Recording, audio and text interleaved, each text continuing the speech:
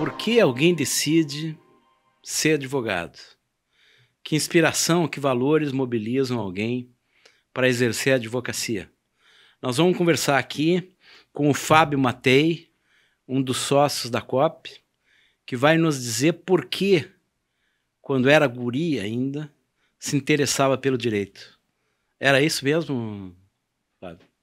É isso, eu acho que podemos dividir essa questão do querer ser um advogado, né, pelo menos na minha vida, em duas partes.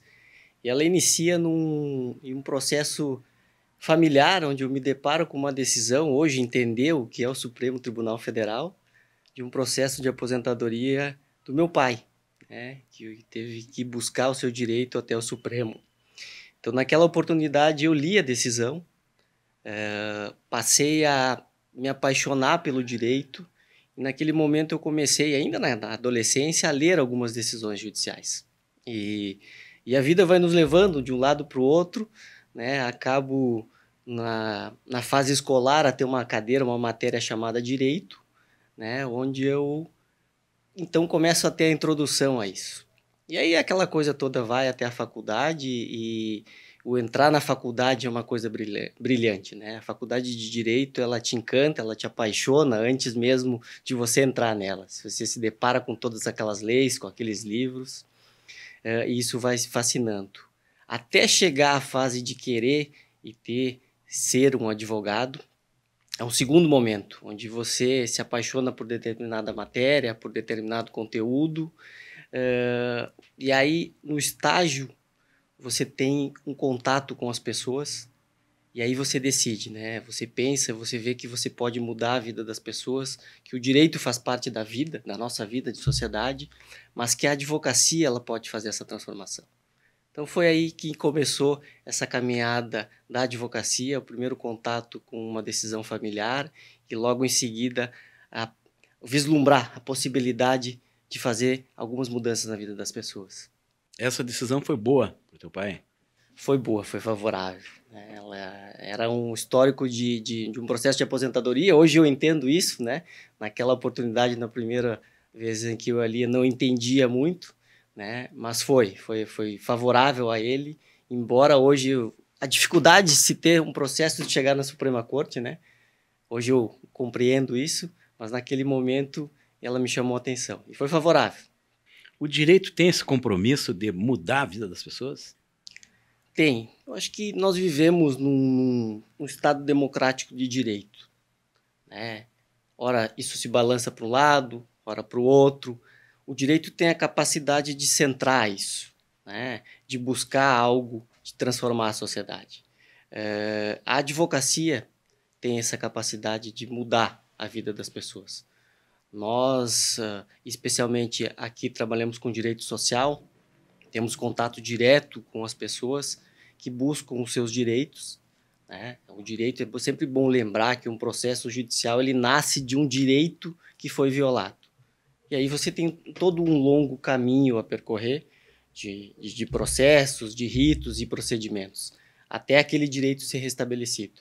E sim, no final, ele tem essa capacidade, né, se tudo correr bem, de mudar a vida das pessoas. Tem também exemplos de conquistas inesperadas, vamos dizer assim. E eu sei que tu tem uma história que tu pode nos contar agora aqui de uma vitória que fica além do que era esperado.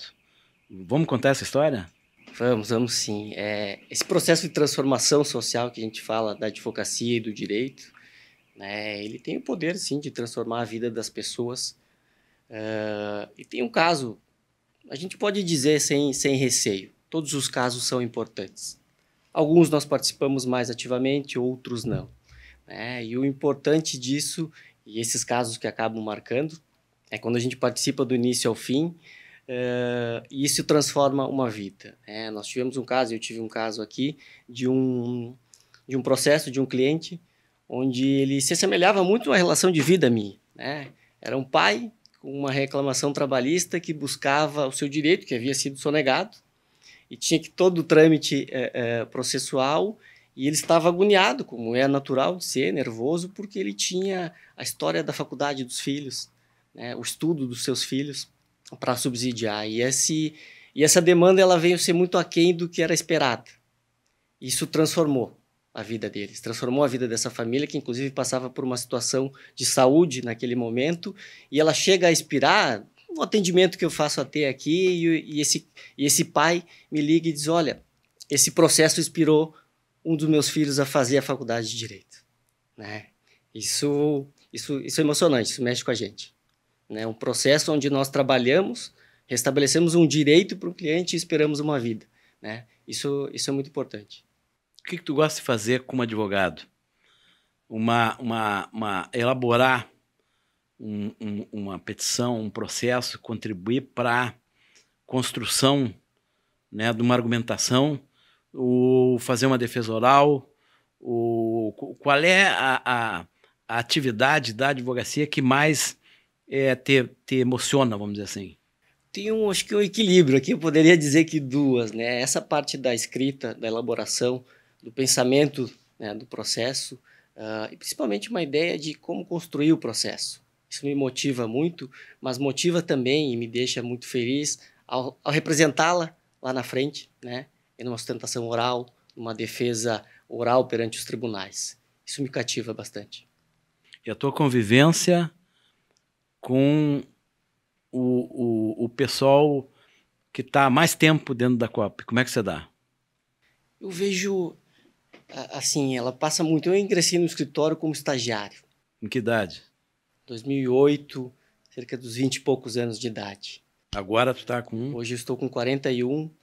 Venho a me formar, a me tornar advogado dentro do escritório. Então, a relação ela é assim, societária, mas passa disso, né? Eu vejo como uma grande família, porque assim o é. Eu tenho quase 15 anos de escritório, né? Convivendo com pessoas de várias idades, com sócios maravilhosos de todas as idades, alguns mais velhos, e por que não chamá-los, né, de pais? Né? São grandes pessoas que nos inspiram. Né? O que a COP, desde a sua origem, constrói e vem aprimorando é inspirador. O que explica essa capacidade de fazer com que as pessoas convivam juntas no mesmo ambiente, com as mesmas demandas, as mesmas aspirações por tanto tempo? O que tu acha que explica o sucesso da COP como agregadora de pessoas? Acho que o bem comum que nós buscamos, né? Essa transformação social que eu sempre acabo referindo, né? Um equilíbrio social melhor para o país. Acho que isso nos liga. Esse é o elo que faz a gente todo dia acordar, vir aqui, porque olha a importância que a gente tem, às vezes acaba passando por isso. Nós defendemos as pessoas que nos dão um instrumento de procuração, mas isso é o aspecto formal. Mas elas nos dão muito mais do que isso. Elas nos dão o desafio de resolver os seus problemas. Elas confiam em nós para resolver os seus problemas. Isso é o que nos motiva, sem sombra de dúvida, a levantar todas as manhãs e continuar com essa COP unida. Tá bom. Conversamos com o Fábio Mattei, que construiu essa trajetória dentro da COP porque, desde guri, botou na cabeça que um dia seria advogado. Parabéns, muito obrigado. Obrigado.